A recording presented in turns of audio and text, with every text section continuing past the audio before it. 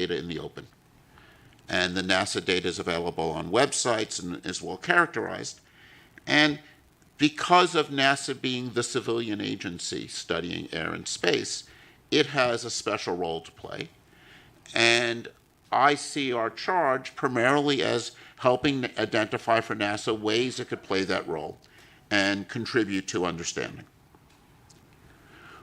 We've gone through a preliminary data collection stage.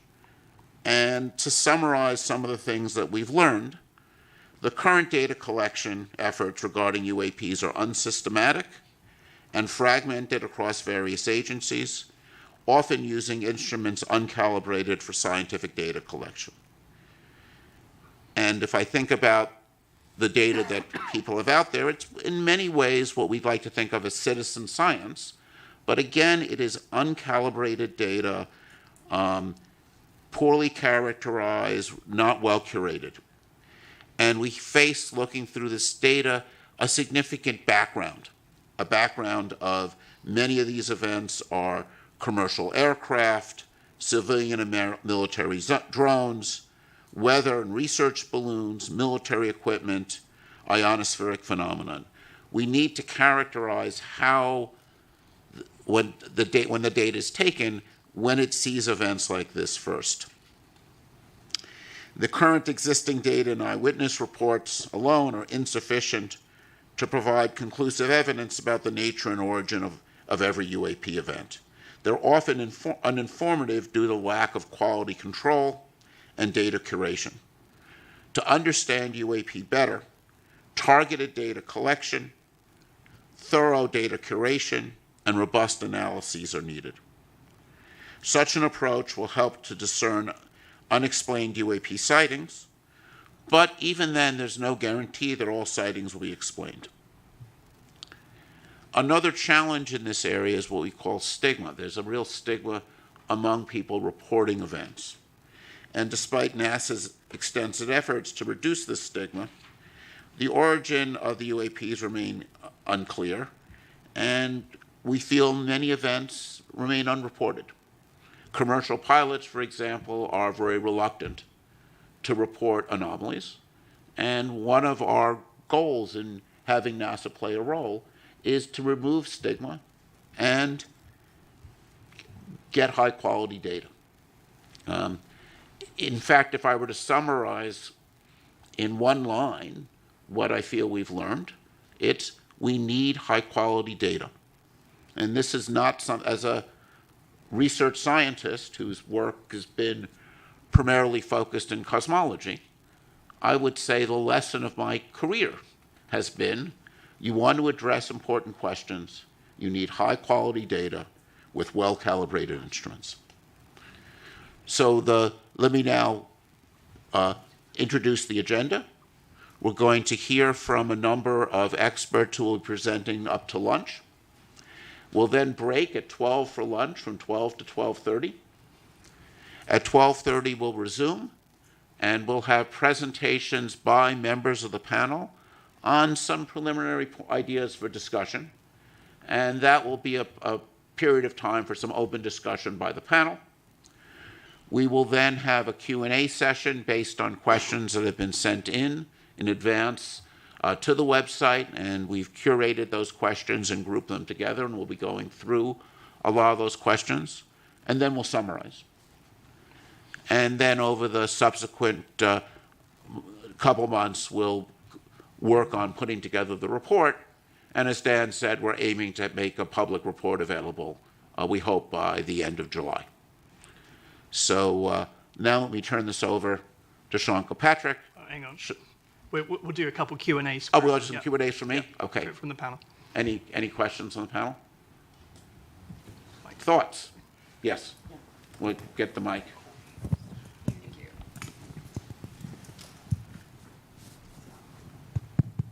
Yeah. So one of the things I think Dr. Fox said was looking at the release of data, very important for our study, when it's high quality. And you have also commented that data are not always perfect when we're doing certain studies. I wonder if you could shed some light on the the difference between the application of certain data to certain scientific challenges. So, when you look at your camera is often designed to take an image in the daytime and might not be optimized for nighttime imaging. Or if you take something that astronomers are very familiar with, is we design our telescopes to work at night. And if the sun is not even if you would never take the Hubble telescope and point it at the sun. This would destroy its detectors. Not only that, if the telescope is pointing there and the sun is over there, even though you're not looking at the sun, reflections off of the optics will produce what we call ghosting. And that kind of ghosting produces some very strange images. And this, one of the many things we need to worry about when we see unusual things taken from a camera is, even if you're pointing the camera there, was the sun over there? Those kinds of anomalies degrade the quality of the data.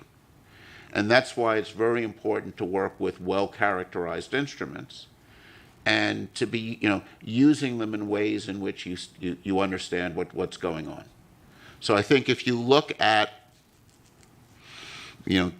data taken from the James Webb Telescope or from the Hubble or any of these things, and these are, telescopes looking out in space, you'll see some really, at first funny phenomenon. When a telescope points at a star that's bright, it saturates the detector and puts bleeding down the detector. And you'll see phenomenon like if there's a bright star off to the side of the, not even when you're looking at, you get this effects where light bounces off of dust in your telescope and produces a sort of diffuse image that has some really strange properties. So, when you see something unusual, the first thing you have to do is understand how that data was taken. And I think this is one of the challenges one faces when you have data taken by uncalibrated instruments years ago. It's very hard to know what's taken. It's very hard to draw conclusions. I think that's one of the challenges with archival data. And I think having dedicated, well-calibrated instruments, I think, will be important here as in any other area to understand what's going on. So, David, anomalies are so often the engine of discovery. Maybe you could say a quick word about high-risk, high-reward research in your field of cosmology and how you see that impacting the UAP study as well. So, an area that comes to mind is fast radio bursts. And the Shaw Prize was just announced yesterday and were awarded to the discovery of fast radio bursts. And these are these bursting signals that go off all over in space. And it's an interesting story because some of the bursts were real and are fascinating, and some of the bursts, there was a series of bursts observed by this observatory in Australia, and they had really strange structure, and people couldn't figure out what was going on.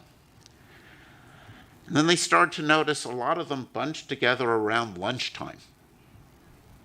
And what had happened was the people at the observatory would heat up their lunch in the microwave. And something they would do is they would open the door of the microwave oven before the microwave stopped. This is bad for your microwave oven. It wears it out. But not only that, it produced a burst of radio signal that was picked up by these sensitive detectors. So this, I think, is an interesting lesson. Some events end up being something unusual and conventional, but some events with these FRBs turn out to be these powerful explosions which are taking place at cosmological distances Their nature is still not fully understood. I think they're one of the really most fascinating objects we have, these bursts going out all over space. They're interesting probes because they're kind of lighting up space between here and there. And they're a subject of very active research. And if one looks at the history of these FRBs, at first they were discovered, not believed, then finally confirmed, and they were discovered by instruments that were very sensitive but not optimized for this. And now what we're doing is we're optimizing instruments and optimizing software to look for these events. And it's often these surprises that turn out to be most interesting. And there are phenomena like sprites, which you can think of as upward going lightning, which were seen by commercial pilots and somewhat not believed, right? Because they were very strange. And it was really only when we were able to take very high-speed imaging data, data taken often from places like space station, that we were able to see that and learn about these fascinating ionospheric phenomena. So it's surprises are really interesting. I mean, I think this is one of the fascinating things about the UAP phenomenon. If it's something that's anomalous, that makes it interesting and worthy of study. Other questions? Great. So now let me turn over to Sean.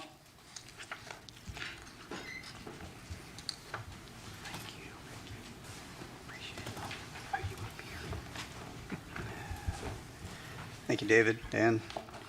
It's a pleasure to be back. Good morning, everyone. I want to start by thanking NASA for convening today's UAP Independent Study public meeting and inviting me to continue to participate. NASA has been an invaluable partner to our team at Aero as we work to better understand and respond to unidentified anomalous phenomena. We applaud NASA for commissioning its independent study team and for exploring what data and tools could be leveraged to shed greater light on UAP. Though NASA and Aero are taking on very different aspects of the UAP problem set, our efforts are very much complementary. We both are committed to the scientific method, to a data-driven approach, and the highest standards of scientific research integrity. While NASA is evaluating unclassified data sources for its study, Aero's data set includes classified material with a focus on national security areas. However, all of this data collectively is critical to understanding the nature and origin of UAP. NASA brings unique capabilities, world-class scientists, and a wealth of academic and research linkages. NASA also has access to Earth sensing satellites, radiological sensors, tools for gravitational wave, geomagnetic wave detection, and means for analyzing open source and crowdsourced data that may assist both Aero and NASA in their UAP efforts. We are very grateful for the partnership and welcome the opportunity to join with NASA to share our collective findings with the public as the U.S. government moves towards greater transparency on this issue. Last month, I testified before members of the Senate Armed Services Committee on emerging threats and capabilities and shared some of the progress made since Aero's establishment in July 2022. I discussed Aero's scientific and analytic approaches, its efforts to improve UAP data collection, standardize our reporting processes, leverage our partnerships, and meticulously review the U.S. government's UAP-related historical records. As I told the subcommittee then, the resolution of all UAP cases cannot be accomplished by DoD and the intelligence community alone. Aero's ultimate success will require partnerships with the interagency, industry, academia, the scientific community, and the public, which all bring their own resources, ideas, and expertise to the UAP challenge. We believe robust collaboration and peer review across a broad range of partners will promote greater objectivity and transparency in the study of UAP. Of course, NASA's UAP independent study team was convened very much in that spirit. I also emphasized to Congress that only a very small percentage of UAP reports displays signatures that could reasonably be described as anomalous. The majority of unidentified objects reported to AARO and in our holdings demonstrate mundane characteristics of readily explainable sources. While a large number of cases in AARO's holdings remain technically unresolved, this is primarily due to a lack of data associated with those cases. Very much along the lines of what David was just speaking about. Without sufficient data, we are unable to reach defendable conclusions that meet the high scientific standards we set for resolution. Meanwhile, for the few objects that do demonstrate potentially anomalous characteristics, AARO is approaching these cases with the highest level of objectivity and analytic rigor. This includes physical testing and employing modeling and simulation to validate our analyses and the underlying theories, and then peer reviewing those results before reaching any conclusions. AARO has shared these cases with the appropriately cleared NASA team members in order to discuss and help recommend potential scientific areas of study that NASA may want to take lead on. I'll underscore here, as I did before Congress, that AARO's work will take time if we are committed to doing it right. AARO is committed to the highest standards of scientific research integrity, as we know our partners at NASA are as well. Thanks again to NASA for hosting this public forum for UAP discussion and information exchange. And I'd like to turn to a brief presentation that includes some recently declassified footage and trends for discussion. Next slide, please. So some of you probably saw a version of this at the open hearing last month. This is an overall review of all of the analytic trends of all the cases that we have to date. While the numbers may have changed a little bit, the overall trends remain the same. Most of what we are seeing reported by aircraft are at the altitudes where we fly aircraft. That should not be a surprise. You will note, however, that I have no space reports and I have no maritime reports. That is notable, even though we are looking across all of those domains. On the upper right, we have UAP morphologies. The vast majority of what has been reported and what we have data on, a little less than half now, are orbs, round spheres. And in the bottom right, you will see in the heat map of the areas where we get most of our reporting. This is very much a collection-biased map. This is where our sensors are, our military and our IC and some of the FAA data. In the middle, it is what we call our typical UAP characteristics for the vast majority of the cases that we see. One way of looking at that is we'll call it a target package. This is the thing we are out hunting for in most cases. Next slide, please. This is an example of one that I showed at the hearing recently. This is a spherical orb, metallic, in the Middle East, 2022, by an MQ-9. I will come back to the sensor question that David raised here in a moment. This is a typical example of the thing that we see most of. We see these all over the world, and we see these in making very interesting apparent maneuvers. This one in particular, however, I would point out, demonstrated no enigmatic technical capabilities and was no threat to airborne safety. While we are still looking at it, I don't have any more data other than that.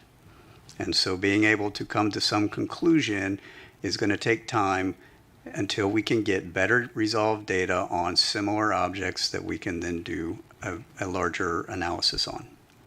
Next slide, please. I'm going to let this play through.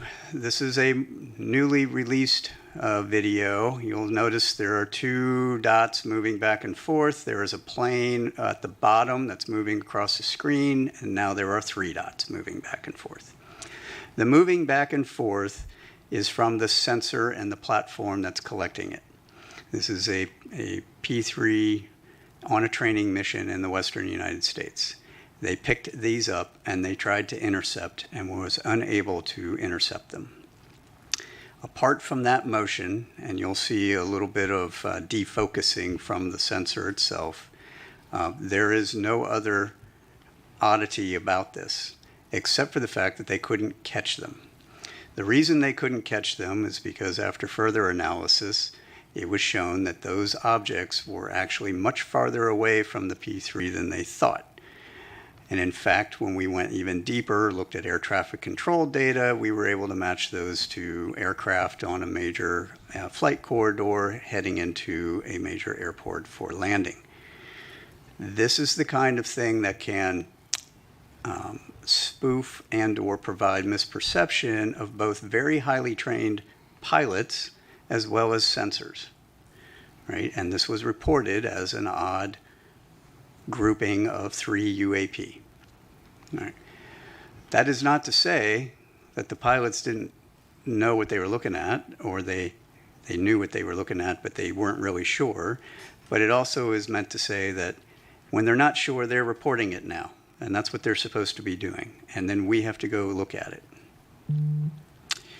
Next slide, please.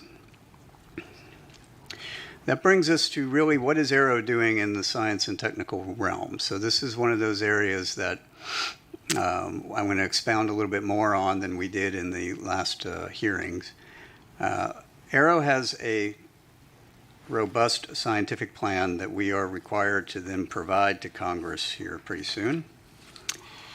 One of the first things that we're doing is looking across all the existing sensor data against that typical UAP target that I gave you up at the very first slide. That goes beyond DoD and IC sensors. That's commercial, that's civil, that's and with partnership with NASA sensors and NOAA sensors. Understanding if any of these Earth sensing satellites, any of these airborne platforms, any of these ground radars, whether it's FAA or other, can actually see these things, given what we've got so far, is going to be an important first step to understanding which sensors are going to be relevant. From there, we are augmenting with dedicated sensors that we've purpose-built, designed to detect, track, and characterize those particular objects. We will be then putting those out in very select areas for surveillance purposes. Partnerships with academia, exploring the signatures to match to our data. So understanding if a thing is moving and if it is doing certain anomalous activities, what are the signatures we would expect to see? How do we pull on that? And then from there, how do I tune my collection architecture to go after it? Statistical analytic techniques. We're working with a couple of universities on how do I do broader-based statistical analysis on unclassified and classified data so that I can apply those analytics to our holdings. And then AI and ML analytic techniques for searching out through the data what are the objects, what are the targets that we're going after. We have partnerships with both DoD and DOE labs to explore our current state-of-the-art fundamental physics of UAP observations, both current and historical. In other words, if I have objects, those few that are doing some things that are anomalous, what is our current understanding of maneuverability, speed, signature management, propulsion? What are those underlying signatures that we would expect to see, and how do I then pull on that? Our interagency and allied partnerships for calibration of our capabilities. This is exactly what David was pointing at.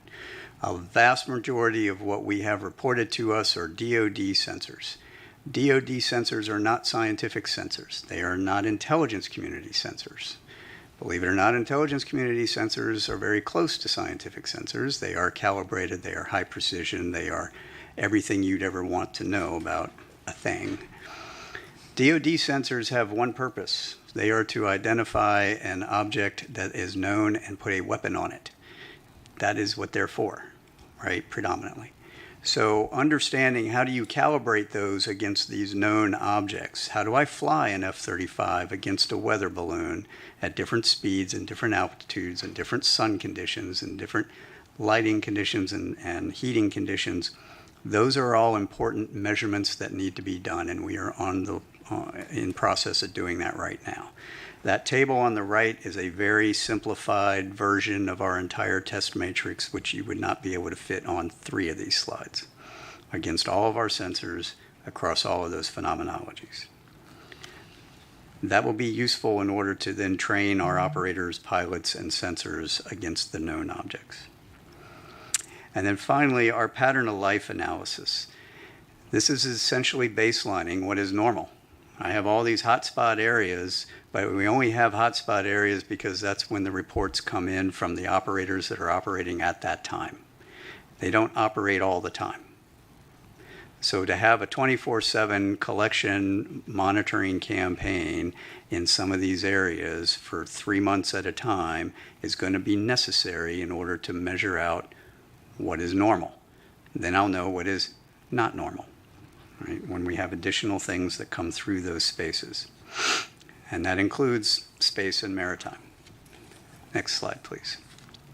Which brings me to some of my recommendations for the panel and their consideration and deliberation. Some of these we're going to be exploring with our new NASA embed, whom I'm happy to be welcoming on pretty soon, who's going to help us in our scientific plan. Crowdsourcing unclassified open source data. This is where, some of the public can be helpful. Imagery from an iPhone is generally not helpful unless you are right up on whatever it is you're looking at.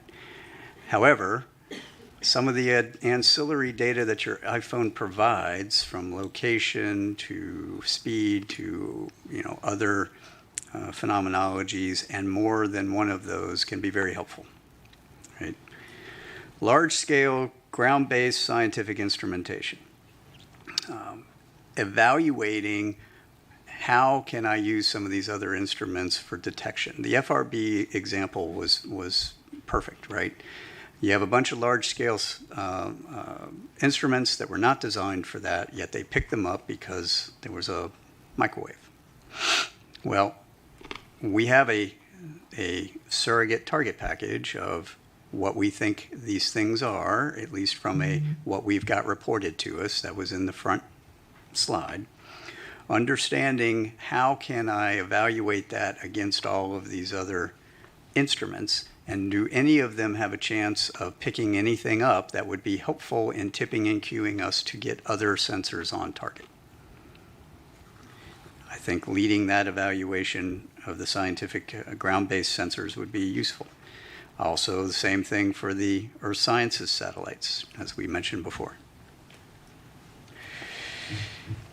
Intentional vice coincidental collection. So looking at how can I provide a tip and cue to both the ground and space-based scientific and academic sensor community to put additional sensors on a object when it is reported. I'm currently doing that with Aero, the Joint Staff, the commands for when they get tip and cue, right? So a pilot says something, they see something, they report it in, and we're going to turn on a whole bunch of new collection to go after it. I should be able to hand that same tip and cue to the scientific and academic community. So looking at how that works would be helpful. Peer reviewing advanced capabilities, the parameterization and the publication of that have not yet been engineered. We understand a lot of fundamental physics. It is the scientific community's responsibility to explore and document those fundamentals in peer-reviewed scientific journals to match to data so that we can weed out all kinds of different hypotheses, right? That's how science works. We need to make sure that we are doing that. I think leading that conversation would be very helpful from NASA's perspective. Archived scientific data. So we have a whole bunch of calibrated, large-scale scientific data from all these different instrumentations around the world. Taking a look at how can you apply maybe some AI, ML tools to search through that data for anomalous signatures that may correlate to things that we've got reporting on. That would be an interesting study. Distributions of sightings. I think this is a low-hanging fruit one, right? So if we take a look at all of the distributions of sightings that are outside of my national security areas that I've got classified reporting for, and they generate the similar distribution map as we've got, and we put those two pieces together. Now I have a holistic picture. And then, of course, our foreign partnerships, building a robust scientific community of interest, review data, capabilities, conduct analysis, expanding upon our military and intelligence collaborations across the world into the scientific and academic world. And with that, those were my thoughts. We've talked about some of these in the past. It would be interesting to hear if there's any further questions or deliberations on any of those points, and I'm happy to take any questions that you all have. Great. Thank you, Dr. Kirkpatrick. And I also want to take this opportunity to thank you and the AARO for your openness in providing this committee with insight and information about what you've learned so far, how we could work together. I think this is very much an area where it's going to be essential that NASA be a partner and be a good partner for AARO. And I think really want to thank you for your role with this committee in helping to start to build that partnership. It's been my pleasure. And let's, Reggie. Yeah. Hey, Sean, thanks for the briefing. Question. We talked a lot about data already. Let's talk about sensors for a second. So you mentioned that you work with labs, academia. Do you see a need to go beyond what you mentioned earlier? That is the type of sensors we have right now, which are based on national security threats and certain phenomenologies and frequency ranges, these kinds of things. Do you see a reason of going beyond that? Yep, And absolutely. So what are some of the challenges you see there, materials or what have you? So can we go back to the front slide, just the first slide where the target characterization is? So we've purpose-built a couple of sensors to do search across that. Nope, down one. There you go. That's great. To go down some of those characteristics to see if we can find them correlated to pilot reporting. All right. Some of those are initially, this is going to be, I'm going to say this is a bootstrap method, right? We're doing a broad spectrum search across very few indicators that we can point to that will enable us to get a little bit more data, refine that, narrow those sensors and go from there. So we aren't just relying on the DoD and IC sensors that exist today because frankly they don't point to where we want them to point, right? I mean, I'll be frank with everyone. We can point the largest collection apparatus in the entire globe at any point we want. You just have to tell me where I want to point it. The second piece of that is a lot of what we have is around the continental United States. Most people, including the government, don't like it when I point our entire collection apparatus to your backyard, right? It's not allowed. We have some laws about that, and we've got to figure out how to do this only in the areas that I can get high confidence there's going to be something there, and high confidence I'm not going to break any laws doing it. Right? So there's a trade there. So some of these ground-based point detectors are going to be necessary for that, to point up, to point out, to search. Coupled with, we're evaluating a number of sensor opportunities across different organizations, academia, industry, whatnot, that already exist or are being built for similar purposes or maybe other purposes that I might be able to recalibrate for this and see if those will have a chance of seeing that target, right? So that's where the modeling and sim comes in. Can I take that target, put it into your sensor, and have a chance of seeing it? If I can, then I might want to use that. Right. Oh, wait. Who's next? Are you? Go. Hi. Thanks, Sean. I have the questions you probably don't want, which are about numbers, unless I missed them during your presentation. You had said that only a very small percentage of your cases display signatures that could be anomalous, and then followed that up with the few objects that do demonstrate potentially anomalous characteristics. what numbers are we talking about? How big is your that's- database? How that's many great, years Tom. was it collected over? And were those observations made? And then by few, what do you mean? Right. No, that's a great question. So this chart, as I mentioned, we've updated with our current data holdings. At the time of my open hearing, we were at 650 cases-ish. We are now over 800. We are putting together our annual report, which will be due August 1 to the Hill. And in it, and there will be an unclassified version, as there always has been, we will have those updated numbers at that time.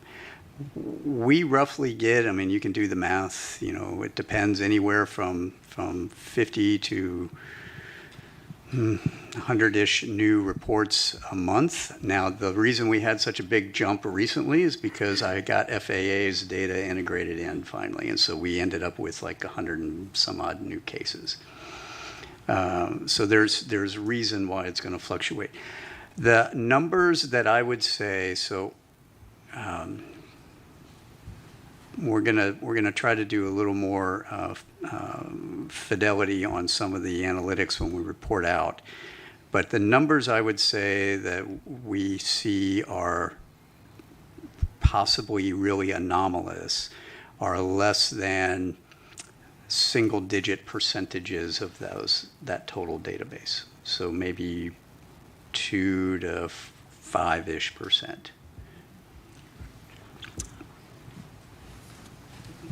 Wait, Who's next? Is this on? Hi. All right. I'll stand up because I'm I'm gonna on get the to other you. end of the room. Thanks, Sean, for your presentation and for some of the video footage that we saw. While we're all good scientists on this panel, I think that I look at it with an untrained eye of looking at that video. And so I see 3 spots moving, and everything else in the background looks like it's stable. Can you talk a little bit more about either the sensor platform or what we're seeing that's stable in the background? Because they've been identified as airplanes, and there's clear description of from other data sources that came in to help clarify that. But when I look at this, what are all of the white spots in the background that we're seeing that are stable? so those are that's a star background. Pretty sure that's a star background. Now, so you're looking at those planes were roughly 30 to 40-ish miles away, if I remember correctly. And when you see that smaller plane that comes in at the bottom, that one was much, much closer. It was like maybe 6 to 10 miles away, right? And so the jitter in the sensor is what you're looking at. Right, okay, so the 3 spots, because they look like they're moving at about the same, Right, they are. right? And if they were flying together, but they're not, is what I'm hearing. This is the sensor moving. They're in a flight line, Right, so they're equally spaced in a flight line, and the sensor is jittering. thank you, Yes, appreciate that. yes. Wait, next? Walter's been Yeah, waiting. patiently waiting. Okay, if you go to your first slide, if you don't mind, not the title slide, but the one that trends had slide, the trends. please. Yeah, it's the previous slide. There you There you go. go. Thank you. So I want to make sure I understand the slide. It says typically reported characteristics, and there are a bunch of things here, like, for example, size, altitude, speed.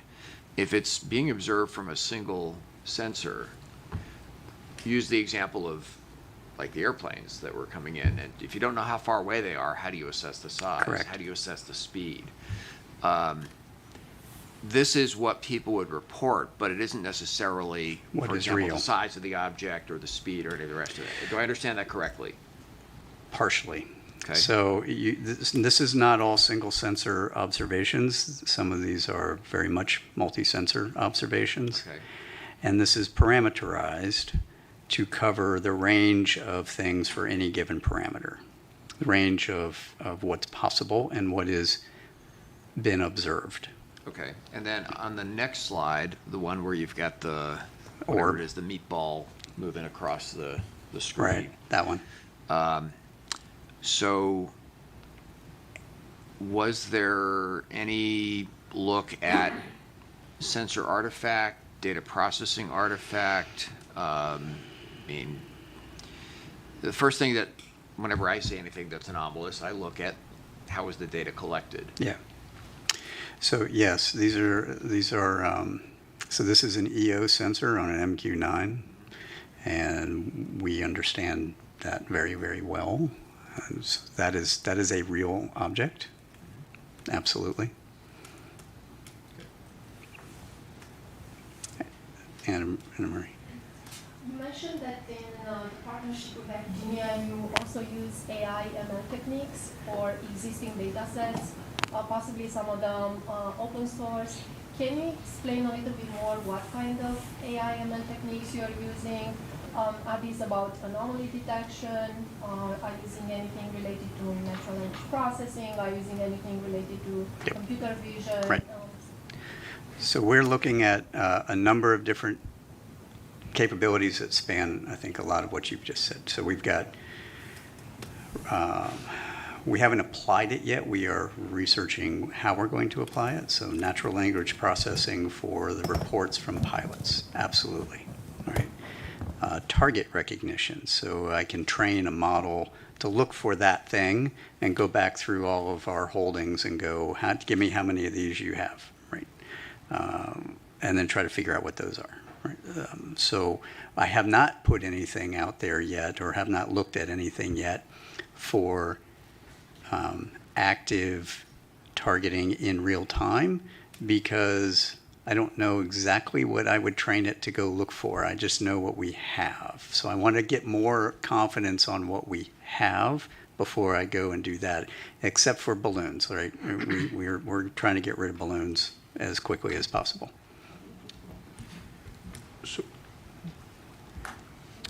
So, Sean, I just wanted to begin by thanking you for your service to this nation, this committee. You don't exactly have the easiest job in Washington. So No, I do not. appreciate it. I'm glad you recognize that. Yes, we certainly do. I also want to commend you noting the international partnerships. Spain just signed the Artemis Accords yesterday, increasing the membership to 25. I think that's a global partnership that you could leverage. Only 170 more countries to go, NASA, before we have everyone signed up. I just have two questions. One, relative to what Nadia was asking you about the number of anomalous phenomena. What makes it anomalous in your view? What is the phenomenology where you're pulling those cases out and saying this is truly unexplained? And then my second question would be relative to the stigma. How damaging is that in your view? And what in particular do you think NASA can do to help remedy the situation? Those are great questions. I'm going to take the second one first, because I know we're getting short on time. The stigma has improved significantly over the years since the Navy first took this on some years ago. It is not gone, and in fact, I would argue the stigma exists inside the leadership of all of our buildings, right, wherever that is.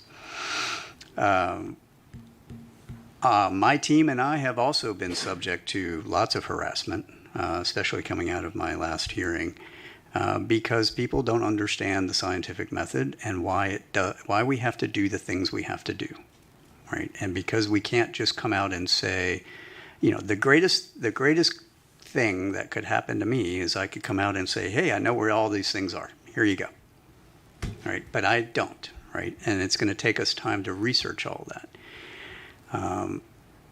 People want answers now. And so they're actually feeding the stigma by exhibiting that kind of behavior to all of us, right? That is a bad thing. Where can NASA help? I made that recommendation on NASA should lead the scientific discourse. We need to elevate this conversation. Right? We need to have this conversation in an open environment like this where we aren't going to get harassed. Because this is a hard problem. It is a hard target problem. We need to understand what is the things that are in all of our domains, space or air or undersea, and how do we make sense of that? Right. Your first question on what makes it anomalous to me, We actually developed some definitions on all of these things. We gave it both to the White House and to Congress. I think we've got some of that into law now, but essentially anomalous is anything that is not readily understandable by the operator or the sensor. Right? So it is doing something weird, whether that's maneuvering against the wind at Mach 2 with no apparent propulsion, or it's going into the water, which we have shown is not the case. That is actually a sensor anomaly that we've now figured out, and we're going to be publishing all of that. Those kinds of things make anomalous signature. We'll call it signature management, but it's things that are not readily understandable in the context of, hey, I've got a thing that's out in the light. It should reflect a certain amount of light. If it doesn't reflect that amount of light, something weird. I think we have time for one last question. Sean, you recommended foreign partnership with NASA. I'm curious, especially given your map, have you, as Aero, partnered with international agencies, and is there ways for reporting to your? Mm-hmm. So that's a great question. I want to expound on that just a little bit. So I have just held our first Five Eyes forum on this subject last week, I think it was, or earlier this week. I don't know. Dan was there, and we have, we've entered into discussions with our partners on data sharing. How do they do reporting? What kind of analysis can they help us with? What kind of calibration can they help us with? What can we help them with? And we're establishing all of that right now. And they're going to end up, sending their information and data to us to feed into the process that we've laid out for how we're going to do all of this. Beyond that, I have not had either the time or the bandwidth to do, and that's why I would look to NASA to expand the scientific and academic relationships that they have across all of our allies and partners on how can we bring them into the fold. That's where I think there's a lot of benefit to NASA taking lead on that. Great. Thank you. But one just clarifications for people who don't know, what are the Five Eyes? Oh, I'm sorry. For those of you that aren't familiar with the Five Eyes, those are that's the UK, Canada, Australia, New Zealand, and the United States. So those are the 5 partners. Terrific. So thank Okay. you very much. Thank you.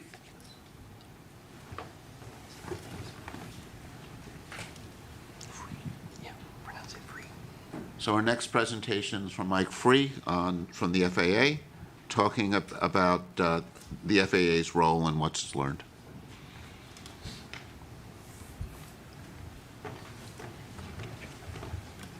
Would like to thank the panel for the opportunity to come and give an overview of the FAA and some data points around the FAA's mission, the data the FAA provides to provide the framing of what are the surveillance systems that we can bring to bear, or there's data around those sensors, as well as to frame the limitations of those. Sean talked about some of the data points that are used and being integrated. So hopefully this will give you an overview of the FAA's mission, as well as those data points. Next slide, please. So the FAA's mission is quite large and complex. By a factor of 2, we operate more commercial aircraft than any other country. I think we're second only to Australia in total airspace, but largely because Australia has a very large oceanic volume that they're responsible for managing. So it is a very complex, very large national airspace system. We have over 14,000 controllers, 520 air traffic control towers, which are located at the highest density of airports, and I'll refer to those as towers in subsequent slides. We have 147 what we call terminal radar approach controls, or TRACONs, and those are manned control facilities at the high and medium density airports around the nation. as well as 21 air route traffic control centers, which manage the control of air traffic in the en route environment. There's over 19,000 airports, over 5,000 of those are associated public airports, with the remaining 14,000 plus private airports. Next slide, please. So the FAA's mission is primarily around safe and efficient control of manned aircraft. That has been our historical mission, and it remains our primary mission. Certainly as we talk about new entrants with UASs and advanced air mobility and some of those things, there will be an evolution of the FAA's mission to include safe operation of the NAS with those new entrants. But the architecture and design of the NAS is geared around safe and efficient control of aircraft and manned aircraft. Certainly the commercial aspect, the commercial flights are a primary focus of the agency. We certainly support general aviation and flights as well. But again, our mission is around manned aircraft and safe and efficient operation of those. By the numbers, over 16 million flights yearly, 5,400 flights at the peak time of any given day, 45,000 daily flights, 25 million GA flight hours per year. Very large, very complex operation that we're responsible for managing. We certainly provide a significant contribution to that service to the nation in the form of product toward a GDP. Next slide. So as we get into the discussion of surveillance services, I want to provide a little bit of framework around the categorization of our surveillance services, and we primarily break those into two bodies. The cooperative surveillance, which is defined by a sensor that's avionics or equipment on board the aircraft that works in conjunction with ground-based sensors. The non-cooperative surveillance is independent. This is basically the classic radar. RF energy is transmitted out, reflects off the target, and we receive that signal, and from that return we can determine where that aircraft is.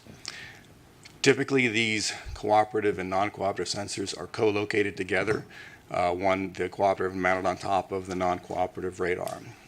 So from a data perspective, I think in this panel, in the study, I think that the cooperative sensors, those are neither unknown or anomalous. So for the purposes of this briefing or the rest of this briefing, I'm going to focus on the non-cooperative aspect. Next slide, please. So again, from a standpoint of the mission of the FAA, is primarily around manned aircraft, and I think that serves as an important framework for the data points and the type of data that we can bring to bear for this panel. So we break our systems and the design of the systems into different types of systems. So we have short-range radars, which are typically located at the high and medium density airports. And those operate from a range. They have a detection range of between 40 and 60 miles and an altitude detection capability of about 24,000 feet. The long-range radar systems have a detection range of 2 to 250 nautical miles with altitude detection up to 100,000 feet. So that provides the basic the framework for those. I will mention the automatic dependent surveillance broadcast, or ADS-B, only from a context that does serve as a primary data source and a preferred data source for the management of the airspace system, but it is a cooperative system, and for the purposes of the next slides, as I get into the discussion of the coverage and the type of detection for those non-cooperative targets, it is not considered as part of those. And also surface surveillance is also something that we provide, but again, for the purpose of the study, I only include those for just a completeness perspective. The one final point, as I talk about manned aircraft and primary mission for the drones and balloons and things of that nature, their basic premise is to operate in a not to interfere basis, that they are not to interfere with manned operations And that's a fundamental aspect as we talk to the data and what we can and can't detect with respect to those non-manned systems. Next slide, please. Realizing this is an eye chart, I would wanted to provide just a graphical or pictorial depiction of where our sensors are located. The green, blue, and pink balloons, if you will, represent our short-range radars. Those are located at airports. Those are where those are sited. The two reddish balloons, they have letters in them, a 4 and a C. Those represent our long-range radars, the ARSR 4s and CARSR systems that are used in the context of both from an air traffic control perspective as well as for a national defense and homeland security mission. And the perimeter, the ARSR 4s are located around the perimeter of the country, equally spaced, and the CARSR systems are located on the interior of the U.S. I will point out that this only depicts the CONUS. There are systems, ATC, both short-range and long-range systems, Hawaii, Alaska, and Caribbean. Those are not depicted here. I didn't think they were necessary for the purpose of understanding the surveillance. And I will also point out that both for this slide and the subsequent coverage slide, I do not talk to any classified DoD or DHA systems that are in operation. Okay. Next slide, please.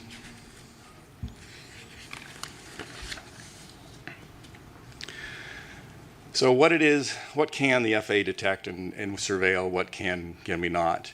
This slide gives you a by altitude slice of what it is that we can detect. So if you look at the square that's labeled 1,000-foot AGL, that depicts by sensor for an aircraft that is 1,000 feet in altitude, what is the range at which we can detect that aircraft.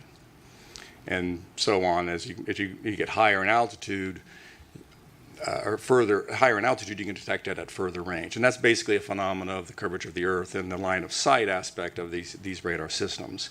So pretty good coverage across the U.S. at 10,000 feet and above. This is a mathematical model based of a pure line of sight as well as some geographical screening. As you can see in the western part of the U.S., there is screening due to the mountains and those sensors. Need to take a little bit of time and talk about the nature of the targets. These line of sight models represent an input of a target that is 1 square meter. So think of a sphere of 1 meter in diameter. That's the assumption that goes into these models. So if you think about that in the context of other forms of aircraft, a 4th generation F-15 or F-18 is in the proximity of about 1 square meter, perhaps a little bit larger. A large airliner is perhaps 100 square meters. A small UAS is perhaps a 0.01 square meter. So the range of these detections or the size and the ability to detect these targets from an F-15, large airliner, 100 times larger in size, a drone 100 times smaller in size. So the detection and the surveillance capability really largely depends in part to the target that we're talking about and the ability to surveil that target. All right, next slide. So I do include this ADS-B coverage slide just to give a context of, from a cooperative perspective, there is very good coverage across the U.S. to 1,500 feet above ground level. So this will provide a context of when we look at the data and start getting a discussion of what it is we can detect. This will certainly be, for those cooperative aircraft that have ADS-B, we could certainly detect those to a pretty low altitude across the U.S. All right, a couple of data points. I think I know Sean certainly talked about some of the data points, and I can provide a little bit of insight from an FAA perspective. Drones are a pretty significant challenge. There's 880,000 registered drones in the U.S. small drones, I should say, Part 107 drones. Many tens of thousands of those are operated on a daily basis by commercial operators. It's not clear how many private drone operators are taking their drone up for a quick flight. But as I said earlier, those are regulated they're regulated to operate below 400 feet in altitude. So again, it's the drone aspect is for those small drones in particular, and as well as all classes of drones. There are regulatory restrictions to where they can and cannot fly, basically avoiding and not interfering with manned aircraft operations.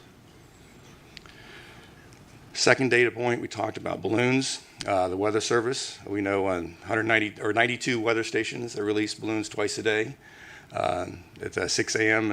and 0000 Zulu and 1200 Zulu. Typically 2-hour duration. They fly up to 100,000 feet where the envelope bursts and then the payload descends back to Earth. So certainly, at least 184 balloon flights daily in the NAS. Not to consider universities and hobbyist balloons that may be launched, but those are typically small in size. And finally, Sean did talk about UAPs and FAA data. A couple of data points that we do report. There is a process by which air traffic controllers can report UAP sightings or events. Historically, those have been in the range of about 3 to 5 reports per month that have been reported. We did see an uptick of reports in August of 22 that went up to about 8 to 10, perhaps due to Starlink launches. And finally, with the Chinese weather or the Chinese balloon incident in February, we did see a significant uptick, and there's like 68 UAP reports that started in February, and we've seen a large number, subsequent to that. I think that's all I had. Any questions? Do you want to take the question? It's easy. Actually, you can choose the questioners. It's easier from your angle than from mine. All right, Walter. Yeah, so two questions about the radar data coverage. First one is, do you retain any of the data, or is it just cycled over as? There is a retention, long-term retention of data. I can't recall exactly how long we retain that. There's certainly a requirement from a retention from a legal perspective. Yeah, exactly. But I do know there is some periodicity measured in a term of months. Is it retained in terms of like the raw radar, or is some processed form of data that's retained? I believe it's a processed form of data that is what was displayed on the, whether it's an en route ERAM system or the STAR system. And then the other question is, for the radars, are they operated in any sort of a tasked mode, or are they constant search mode? The current systems in our inventory, they're fixed face, and they just rotate at either 12 RPM or 5 RPM, depending on whether it's an en route or a terminal surveillance requirement. All right, next question. Yes. Mike, forgive me if you mentioned this earlier. You said, I think you said 3 to 5 reports per month. Per month. Out of how many? That is 3 to 5 reports per month for all of the controllers in all of the U.S. So there's a process by which, if they see something and they want to report that, they can go to report that to the den, we call it, but report, hey, I saw something, I don't know what it was. So that's 3 to 5 per month across the entire 14,000 controllers per month. So 45,000 operations any given day, 30 days, however many days in a month, it's a very small percentage. Can you describe actually about this? How do you encourage to report? Do you feel like the stigma on UAPs is impairing the reporting? Do you feel the reporting is biased? I'm not aware of I'll answer it this way. The process by which UAP is reported is part of the air traffic controller order. So basically, the air traffic controllers are allowed. It says, if you see something, here's the process by which the procedure by which you would report it. Other than that, I'm not aware of any specific stigma or limitations And I'm probably not in a good position to, to speak to that, other than there is that process, and that is the process that we use, and is what represents those numbers I talked to. And if I may have, I had a question prior to this one. How do you decide the sites where you deploy? We saw the map, and it has some very good coverage on the coastal areas. There were some areas of lack of coverage. Yeah. So if you go back one slide from what's presented here, what you'll see is in the eastern half of the U.S. there's a lot better coverage, but that's because there's a lot more population in the east, and therefore a lot more airports. And these systems are historically sited at the airports in support of those airport operations. To the west, obviously, to less dense and fewer systems. Now, that's from an ASR, the short-range radar perspective. The long-range radars are pretty much equally spaced in order to provide the maximum coverage from a homeland defense and security perspective, as well as with the higher altitude flights, the en route cruise phase of air traffic control. Warren. Mike, first, thank you and the FAA for coming to share this information with us. Second, can you speak to a little bit of the filtering techniques that we use? So with respect to, I know Walter had a question about the raw data and process, but can you just talk a little bit about, we actually aren't trying to detect everything. That's actually a very good question and a very good point with respect to what we can and cannot see.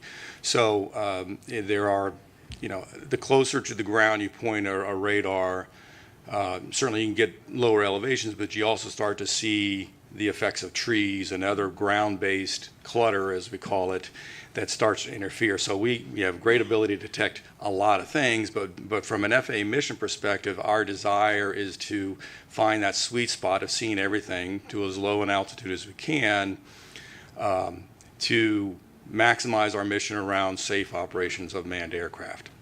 Now, to pull that thread just a little bit further, there's also limitations with respect to biologicals or insects and dust and things of this flavor that most aircraft fly above a certain speed. So we typically will have filtering settings on our systems to get rid of the stuff that really is leaves or insects or things of that nature, so that we provide as clean a display for the controllers. So there are specific settings that we can adjust, and it's been learned over many years to perfect those, what we call optimization of those kinds of filters, to get rid of what is not a manned aircraft, not an aircraft, and provide as clean a display for the controllers as we can. Yes? Yeah, please. Thanks. Thank you. Thanks for the presentation. Would it be, kind of following up on what you said, Warren, would it be possible to collect the raw data and to save that? Because if it would be possible to do some calibration after the fact that Sean was mentioning, for example, you might be able to capture other phenomenology. Is that possible? Well, when you say raw data, I think we'd have to talk a little bit about what is meant. From a technical perspective, pure, what we would call INQ data is huge, gigabyte, very, very, very large volumes of data. That would probably be cost prohibitive, and we certainly don't do that today. There are, again, we do record data, but it is effectively the data that has been through some form of these processings and these filterings. We do that today, but it certainly, with enough time and money, we could certainly collect that data, and I think it would be we'd have to look at the challenge of how we would go about modifying the systems or introducing new ways to collect that raw data as you described. Certainly it's feasible, it's possible, but it's not without technical challenge. One other question on the Yes. 184 balloon flights daily. Are those characterized, or you just know they do that and then they just end up where they are? So under the balloon, I'll call it Part 101, the regulations for balloons, there's very specific requirements. So for National Weather Service, before they release those, they'll contact the local air traffic facility. They're going to say, here's what time I'm going to release it. And when they release it, they have tracking, and they provide that tracking to the air traffic control facility throughout the flight of that particular balloon. There are commercial balloons that are also launched, but those for the most part, as I understand it, have they actually transmit their GPS position in support of where they're flying, so as to ensure they're not interfering with air traffic, and to ensure the air traffic controllers are aware of where those balloons are operating. Yes, ma'am. So we've talked about reporting the 3 to 5 per month from air traffic control, but what about from the non-cooperative surveillance? Has there been anomalies from the sensors themselves? And if so, what is the process for that? I'd say the FAA mission is not around anomalies with the non-cooperative sensors themselves. So as we build an air traffic control picture, we have both the non-cooperative systems, which detects the target. We have a cooperative system that also detects a target, and we will tend to merge those targets together. And so on a controller's display, they'll know, is this a non-cooperative only or a merged or combined target, so that they know, basically an increased level of confidence that on what it is they're seeing is in fact a real aircraft. So we don't make any real distinction between a non-cooperative and a cooperative, other than how they get combined and put on a controller's display. So I don't know if that answered your... Unregistered flight? So like a GA flight that is flying visual flight rules, those will just be picked up by the, if they're not equipped with a cooperative avionics, those would just be picked up by the non-cooperative system that if they happen to surveil where that aircraft is flying. And so that certainly will be put on the controller's display, and they will be able to provide awareness. In fact, there's a flight following procedure by which GA pilots can ask for, hey, I'm not squawking, or I don't have a cooperative system, but please help me, and just via the radio, I'm going to go on from here to here and providing awareness, situational awareness, if the controller has the bandwidth to provide that data. One last question, Mike. Yes. So I'm not a scientist, I'm a recovering attorney, and I love process. And a few questions there.